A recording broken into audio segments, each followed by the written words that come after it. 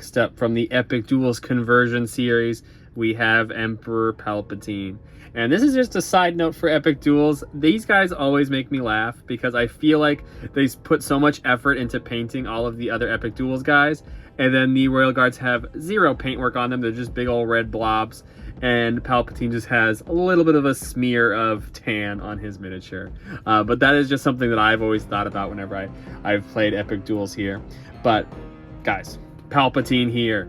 This one, I gotta say, I think is my all-time favorite from this whole series. It's the first one that I was able to playtest with Coy himself, the creator of the conversion set.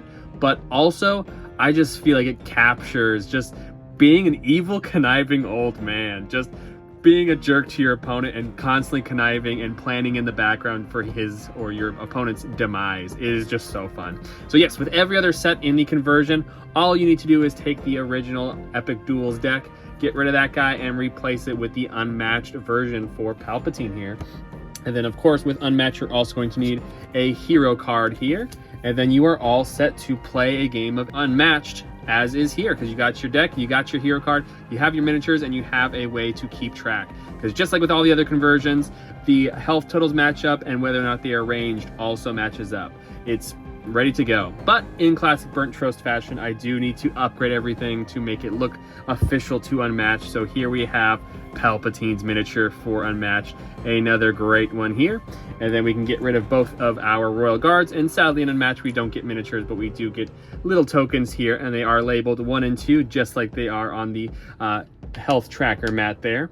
But we are not stopping there, and we are also replacing the health tracker with some health dials. Yes, inspired by the original health trackers, 2 colors and all.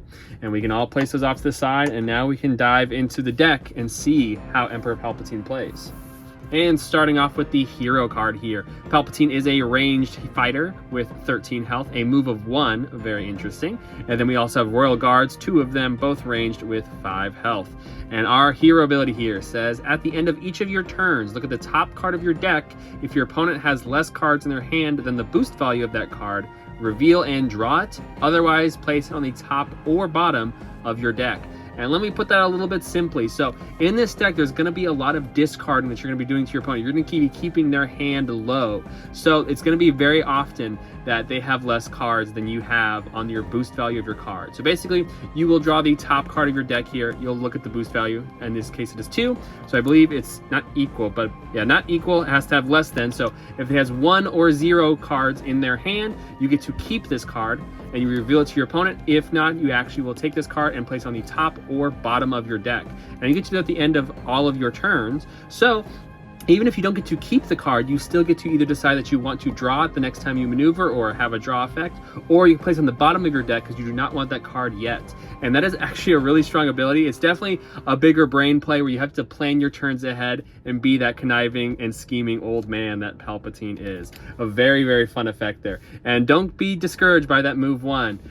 He is constantly moving around more than he needs to, and he is kind of scary. You don't always want him to be running after you. I mean, hey, he's just this old man kind of walking around the Empire. And so we need to start here with Palpatine's attacks, with a 7 attack for Palpatine with 2 boosts and only 1 copy. And this is unlimited power. During combat, subtract the number of cards in your opponent's hand from the value of this attack, a minimum of 0. So obviously, you want your opponent to have 0 cards in hand, and this will stay a 7. And if they have 0 cards in hand, this will be a hit for 7. Definitely very, very strong, and there's lots of cards in this deck that will help you set up this card and bring it back into your hand after you have used it. And then next here, another great card that's such a fun one. This is a 2 attack for Palpatine with a 4 boost. So once again, if you reveal this card and your opponent has 3 or less cards, you will be drawing this card instead of just putting it back on top or bottom. And you have 4 of these. So pretty often that you're going to reveal this. And this is Force Lightning. During combat, ignore your opponent's defense value. After combat, your opponent discards 1 card at random. I said, it is pure evil. You are ignoring the defense value. So you're hitting with 2, not a lot, but still 2. And then also forcing your opponent to discard a card. So they're wasting a defense that could be high value or have an effect to make it high value, but then also discarding a random card. Palpatine is pure evil. Next here is a 0 attack for Palpatine with 2 boost 1 copy, and this is You Will Die. After combat, your opponent discards their hand. Emperor Palpatine is dealt 1 damage for each card discarded this way. End the turn. So you can't just play this right into unlimited power and deal that 7 damage, but it's a great way that if your opponent is filling up a big hand, you can take a good amount of damage and get rid of it. Or if he has 1 or 2 cards left and you want to proc your ability there, you can just make him discard those 1 or 2 cards and take the damage for it. Definitely, as I said, big brain play. You definitely need to plan ahead for that card. And then next here is an attack of 1 for Palpatine with 3 boost 2 copies, and this is Let the Hate Flow Through You. After combat, your opponent discards 2 cards. I mean, come on, guys. It's just so evil. Look at all these discards. It's just so evil. And then next, another great card here. Love this one. It is a 5 defense for Palpatine with 3 boost 2 copies, and this is Strike Me Down. During combat, if your opponent would lose this combat, they may boost their attack. Resolve this effect last. So you are egging on your opponent like, hey, I defended with a big old 5, but if you want, you can boost it. You can strike me down. I'm begging for it here. And then after combat, if you lost the combat, shuffle 1 card from your discard pile into your hand. So a way to get that big old 7, or maybe some of those Force Lightnings back into your hand. So your opponent really has to decide, do they want to boost? Do they want to deal some damage? But once again, you're making them discard all the time, so boosting a card and getting rid of it is more cards that they're leaving from hand. So it's definitely, I said, just pure evil. You're just egging them on like, come on, you want to do it. And then if they do it, I just feel like you're just going to take pure advantage of them. And then next here we have some schemes for Palpatine with a 2 boost 1 copy, and this is all according to my design. Each of your opponents discards 1 card. Shuffle up to 2 cards from your discard pile back into your deck. We're grabbing those Force Lightnings. And then next here is a scheme for Palpatine with 4 boost 2 copies. Great to have high boost in this deck with that ability. This is Meditation. Emperor Palpatine recovers 2 health. Until your next turn, your opponents do not draw cards from card effects or character abilities. Just evil. I mean, why would you stop people from drawing cards? Just so mean.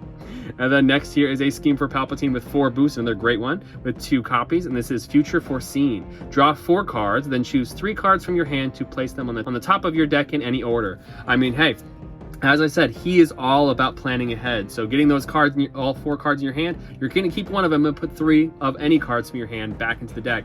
But you need to put them in the right order that you're foreseeing the future there. Very, very fun. I love how thematic this is. Definitely too big brain for me with all the planning that you need to do. But I just love that when you execute the plan that you had and you defeat your opponent, you're like, yes, absolutely, this is what I was planning 4 turns ago. And then next we have a scheme for Palpatine with 4 boosts, love those big boosts, with 3 copies, and this is You Will Call Me Master. Choose an opponent, they choose 1 effect, they discard 1 card at random, you move each of their fighters up to 3 spaces, or deal 1 damage to each of their fighters. I mean, once again, why you gotta make them choose 3 evil options? What's the worst of the 3? Just an evil guy here. And then next we have a 0 attack for any with 3 boosts, 2 copies, and this is Your Feeble Skills Are No Match. During combat, add the boost value of your opponent's card to this attack. You may boost this attack. And we have some huge attacks that are boosts here for a 4. So let's just say your opponent has a 2 or a 1. I mean, that's 4 to 6 or 4 to 5. I mean, still can be very strong. This is something that even the Royal Guards can also use. And then next here is a defensive 2 for any with 4 boosts. Love these big boosts with 4 copies, and this is Royal Command. Immediately if Emperor Palpatine played this card, you may have him exchange spaces with one of his Royal Guards, who is now the defender. Whenever I play this deck, this is the card that I'm always looking for. I always want to draw this one. I just think it's so funny that he's not moving around very fast, and whenever they think they've cornered Palpatine and they're gonna wham him with a big ol' attack, you just play one of these and you swap to your guard, and the guard takes the big ol' hits. It's pure evil. I can't get over that. Next is a 3 versatile for any with 3 boost, 3 copies, and this is You Will Pay the Price for Your Lack of Vision. During combat, if your opponent has 2 or less cards in their hand, the value of this card is 5. So as you saw with all those discards, it's going to be pretty often that you're going to get those extra 2 value there. And then lastly here, we have a 2 versatile for any with 2 boost, 3 copies, and this is Feint. Immediately cancel all effects on your opponent's card. Once again, if you're going to be evil, you need to cancel your opponent's effects to just really drive home that this guy is not good in any way. Okay, let's move on to my final thoughts. I mean, do I even need to do a final thoughts with this character? You saw how much I love Emperor Palpatine. And as I said, I think this is my favorite because when you're fighting him and you finally kill him, it just feels so great to take down this evil old man. But if you're playing as him, it is so fun to scheme and just plot the downfall of the opponent. But yes, this is definitely, if you're going to print just one of the decks, I feel like this is probably going to be my recommendation. I love how he was handled. He doesn't actually feel too strong. It's not impossible to take him down, and it's not impossible to win. It's a great right in the middle. I feel like this is one of the best balanced decks in this whole conversion. But yes, I do want to point out a few things we kind of saw before in the other conversion sets of just the little details that we're grabbing over from Epic Duels here, with the health dial looking just like the health tracker, just like this, with also these sidekicks as well. And then the card back, I feel like this is probably one of the best one-for-ones here. I feel like it's perfect. It brings Epic Duels right into Unmatched. And then also the fact that Koei are the creator of this conversion set, did just a fantastic job of also capturing the feel and the card effects from Epic Duels and then balancing them to fit with Unmatched. And I wanted to quickly point out Future Foreseen, because that is a special card, exactly 1-for-1 from Epic Duels. Obviously, this is called a special card in that game, but it functions just like a scheme, and it's the exact same name there, exact same person that it's for, and the effect is basically the exact same. Koei did a fantastic job. Go print this deck, add it to your collection. I gotta go, my toast is burning.